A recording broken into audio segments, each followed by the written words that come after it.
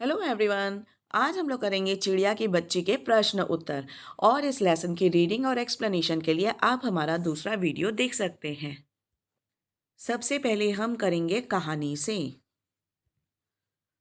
पहला प्रश्न, किन बातों से ज्ञात होता था कि माधव दास का जीवन संपन्नता से भरा हुआ था और किन बातों से पता चलता है कि वह सुखी नहीं था? उत्तर, निम्नलिखित बातों से ज्ञात होता है कि माधव दास का जीवन संपन्नता से भरा हुआ है। नंबर वन, माधव दास ने अपनी संगमरमर की नई कोठी बनवाई थी, जिसके सामने एक बहुत सुहावना बगीचा भी बनवाया था। नंबर दो, माधव दास के पास धन की भी कोई कमी नहीं थी। नंबर तीन, वह उस चिड़िया को भी धन का लोभ देते हुए कहता है कि वह उसके पास रहने के लिए सोने का पिंजरा बनवा देगा। कई बातों से पता चलता है कि वह सुखी नहीं था, जैसे कि उसके पास किसी भी वस्तु की कमी नहीं थी, लेकिन वह इतनी बड़ी कोठी में अकेला रहता था। यही कारण था कि वह सुखी होकर भी सुखी नहीं था। प्रश्न दूसरा, माधव दास क्यों बार बार चिड़िया से कहता है कि यह बगीचा तुम्हारा ही है? क्या माधव दास निस्वार्थ मन से ऐसा कह रहा था? स्पष्ट कीजिए। निस्वार्थ यानी कि जिसमें किसी का अपना मतलब कोई ना हो। उत्तर, माधव दास बार बार चिड़िया को कह रहा था कि यह बगीचा तुम्हारा ही है। वह ऐसा इसलिए कह रहा था क्योंकि वह उस छोटी सी प्यारी सी चिड़िया को अपने पास पिंजरे में कैद रखना चाहता था, ताकि वह चिड़िया उसका मन बहला सके। अतः माधव दास यह सब स्वार्थ भाव से बोल रहा था। अगर वह निस्वार्थी होता तो वह चिड़िया को जबरदस्ती पकड़कर अपने पास रखने की कोशिश ना करता। प्रश्न तीन, माधव दास के बार बार समझाने पर भी चिड़िया सोने के पिंजरे और सुख सुविधाओं को कोई महत्व नहीं दे रही थी। दूसरी तरफ माधव दास की नज़र में चिड़िया की जिद का कोई तुक न था। माधव दास और चिड़िया के मनोभावों के अंतर क्या क्या थे? मनोभावों यानी कि मन के भाव। अपने शब्दों में लिखिए।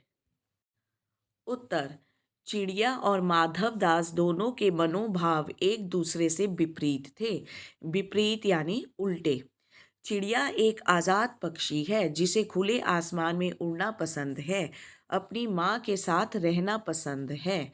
चिड़िया के लिए सोने चांदी से ज़्यादा महत्वपूर्ण उसकी आज़ादी और उसकी माँ का स्नेह था। स्नेह यानी प्यार। इसके विपरीत माधव दास जो एक स्वार्थी व्यक्ति था, जिसके लिए धन संपत्ति सुख सुविधाएं ही जीवन जीने के लिए जरूरी है, ना कि प्रेम। क्वेश्चन नंबर फोर, कहानी के अंत में नन्ही चिड़िया का सेठ के नौकर के पंजे से भाग निकलने की बात पढ़कर तुम्हें कैसा लगा? 40, 50 या इससे कुछ अधिक शब्दों में अपनी प्रतिक्रिया लिखिए। उत्तर, कहानी के अंत में हमने देखा कि नन्ही चिड़िया कैसे भी करके उस सेठ के नौकर के पंजे से भाग निकलती है। कहानी का यह एक सुखद अंत था, क्योंकि अगर वह चिड़िया पकड़ी जाती तो इसका परिणाम बुरा होता। लेकिन वह चिड़िया अब आज़ाद है और अपनी माँ के साथ खुश है।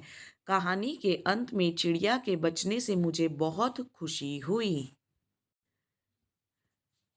चिड़िया सिर्फ छोटी और प्यारी ही नहीं बल्कि वह बहादुर भी थी। क्वेश्चन फाइव, माँ मेरी बाट देखती होगी। बाट देखती होगी यानी इंतजार करती होगी, राह देखती होगी। नन्ही चिड़िया बार बार इसी बात को कहती है। आप अपने अनुभव के आधार पर बताइए कि हमारी जिंदगी में माँ का क्या महत्व है। आंसर, हमारे जीवन की आधार है माँ। माँ के बिना जीवन असंभव है। माँ सर्वोपरि है। हर बच्चे के लिए उसकी माँ सबसे प्यारी है। माँ हमारी पहली दोस्त है। माँ हमारी पहली गुरु है, अर्थात माँ ईश्वर के समान है। माँ अपने बच्चे की खुशी में खुश होती है, दुःख में दुखी होती है। हम अपने माँ के ऋणी हैं हम अपने माँ के ऋणी हैं, उनका ऋण हम नहीं चुका सकते हैं, क्योंकि हमारी माँ हमसे अपार प्रेम करती है, वो भी निस्वार्थ भाव से, इसलिए वह चिड़िया बार-बार अपनी माँ को याद करती है। Question number 6।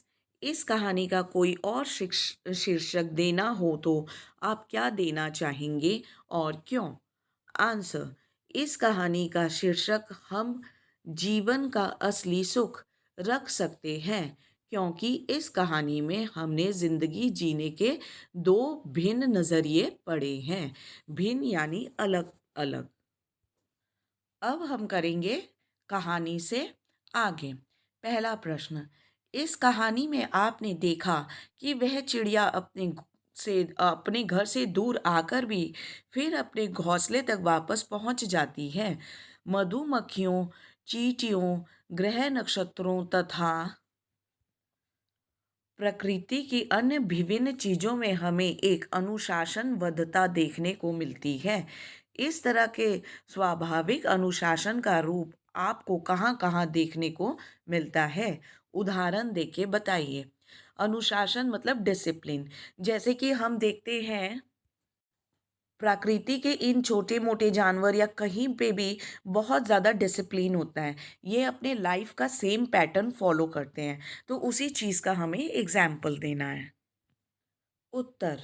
इस तरह की स्वाभाविक अनुशासन, स्वाभाविक मतलब नेचुरल अनुशासन हमें निम्न रूपों में देखने को मिलता है। जैसे हर दिन सूर्य का अपने निश्चित समय पर निकलना, पृथ्वी का अपनी धुरी पर लगातार चक्कर लगाना, धुरी यानी कि ऑर्बिट, पशु पक्षी का विचरण करने के बाद शाम को अपने घरौंदे में वापस आ जाना। इन प्राकृतिक रूपों में कभी परिवर्तन नहीं होता। यानी कि ये जो रूल है ये हमेशा फॉलो होता है। प्रश्न दूसरा। सोच कर लिखिए कि यदि सारी सुविधाएं देकर एक कमरे में आपको सारे दिन बंद रहने को कहा जाए, तो क्या स्वीकार करेंगे? आपको अधिक प्रिय क्या होगा? स्वाधीनता यानी आज़ादी या प्रलोभन वाली पराधीनता? प्रलोभन वाली यानी लालच वाली। जिस तरह इस पाठ में माधव दास बार बार उस चिड़िया की बच्ची को लालच देता है। ऐसा क्यों कहा जाता है कि पराधीन व्यक्ति को सपने में भी सुख नहीं मिल पाता? ऐसा क्यों कहा जाता है कि पराधीन व्यक्ति को सपने में भी सुख नहीं मिल पाता? नीचे दिए गए कारणों को पढ़ें और विचार करें। पहला कारण, क्योंकि किसी को पराधीन बनाने की इच्छा रखने वाला व्यक्ति स्वयं दुखी होता है। वह किसी को सुखी नहीं कर सकता। दूसरा कारण, क्योंकि पराधीन व्यक्ति सुख के सपने देखना ही नहीं चाहता। और तीसरा, क्योंकि पराधीन व्यक्ति यानी कि जो गुलामी कर रहा है को सुख के सपने देखने का भी अवसर नहीं मिलता। आंसर। हर तरह की सुख सुविधाएं मिलने के बाद भी हर व्यक्ति को उसकी आज़ाद जिंदगी ज़्यादा प्यारी होती है। पराधीन व्यक्ति के पास हर तरह की सुख सुविधाएं क्यों ना हो, लेकिन वह सुख सुविधाएं हमें आराम दे सकती हैं, लेकिन सुकून नहीं। क्योंकि पराधीन व्यक्ति ऐसी सुविधाओं में हर समय घुट घुट कर जीने पर विवश होता है। यानी कि पराधीन व्यक्ति को सब कुछ मिल तो जाता है, लेकिन वो उसके जीवन में फिर भी एक अजीब तरह की घुटन होती है। आगे हम करते हैं अनुमान और कल्पना। आपने गौर किया होगा कि मनुष्य, पशु, पक्षी इन तीनों में ही माएँ अपने बच्चों का पूरा-पूरा ध्यान रखती हैं। प्रकृति की इस अद्भुत देन का अवलोकन कर अपने शब्दों में लिखिए। आंसर। एक माँ और बच्चे का रिश्ता बहुत गहरा होता है, इसलिए इन दोनों का प्रेम हर जीव में दिखता है। माँ कितनी भी पीड़ा सहकर एक बच्चे को पालती पोसती है। अपनी प्रेम रूपी छाया में रखकर हर दुख और परेशानी से बचाती है। इसलिए माँ अनमोल है। आगे हम करेंगे भाषा की बात। पाठ में पर शब्द के 3 प्रकार के प्रयोग हुए हैं।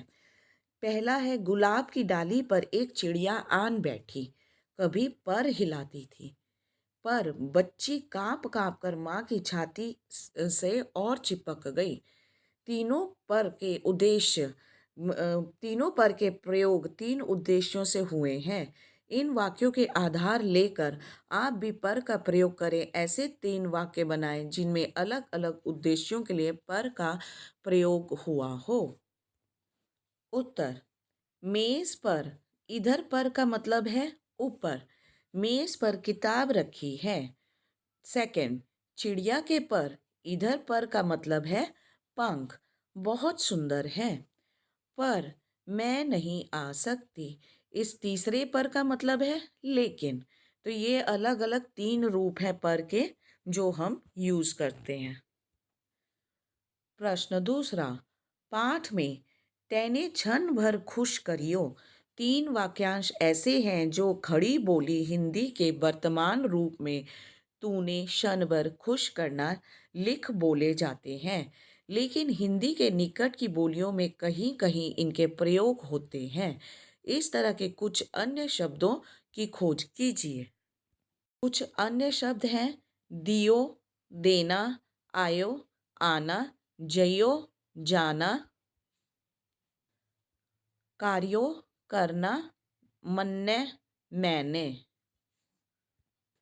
तो बच्चों, ये थे आपके प्रश्न उत्तर। इस लेसन की पूरी रीडिंग, एक्सप्लेनेशन और हार्ड वर्ड्स की मीनिंग्स के लिए आप हमारा दूसरा वीडियो ज़रूर देखिएगा। And also do not forget to subscribe to our channel.